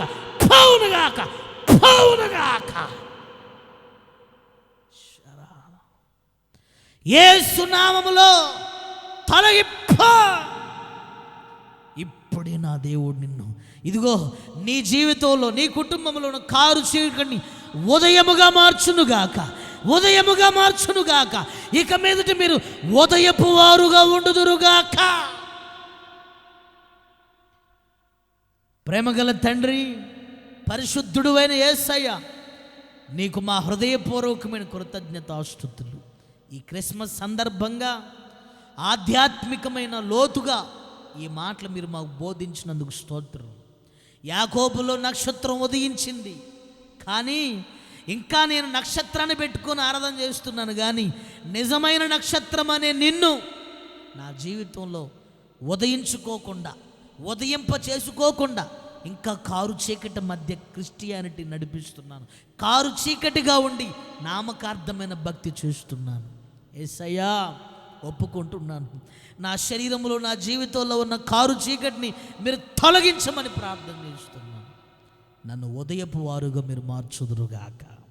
ఉదయపు వారుగా ఉంటే 1 వారికి సంతోషం కలుగుతుందని, 2 వారు వాక్యము చేత తృప్తి నొందుతారని, 3 వారు తను శుద్ధి చేసుకుంటారని, 4 నీవు వారికి సహాయం చేస్తావని, 5 వారి అపోస్తుల తత్వంలో మీరు ఉంచుతారు, నీ ఏర్పాట్లో వారిని మీరు నిలుపుకుంటారు, 6 వారికి పరిశుద్ధాత్మను అనుగ్రహిస్తావు, 7 నిత్యము వారిని సమర్పించుకుంటారు. ఇది ఆధ్యాత్మికమైన క్రిస్మస్గా మీరు బిడ్డలకు మార్చమని ఈ వాక్యము ద్వారా నీ బిడ్డలు అన్ని విషయాల్లో సరిచేయబడ్డని హృదయపూర్వకంగా నమ్ముతూ మహిమ ఘనత కీర్తి ప్రభావాలు నీకు ఆరోపిస్తూ నజరేయుడని యేసుక్రీస్తు పరిశుద్ధమైన నామంలో హృదయపూర్వకంగా ప్రార్థన చేసి అడిగి వేడుకొంచున్నాను తండ్రి. Amen, amen. తండ్రి, కుమార, పరిశుద్ధాత్మ త్రిత్వములో ఏకత్వమైన యేసయ్య మహిమ కలిగిన కృప ఇప్పుడు పశ్చాత్తాపడి తీర్మానం చేసుకునే బిడ్డలకి సదాకాలం నువ్వు వచ్చేంత వరకు ఉదయపు వారుగా ఉండుదురుగాక. ఆమెన్. మీ అందరికీ కూడా హృదయపూర్వకమైన వందనాలు.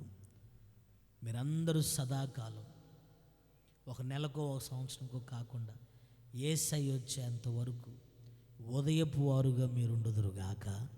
ఉదయపు వారుగా నా దేవుడు మిమ్మల్ని స్థిరపరచునుగా.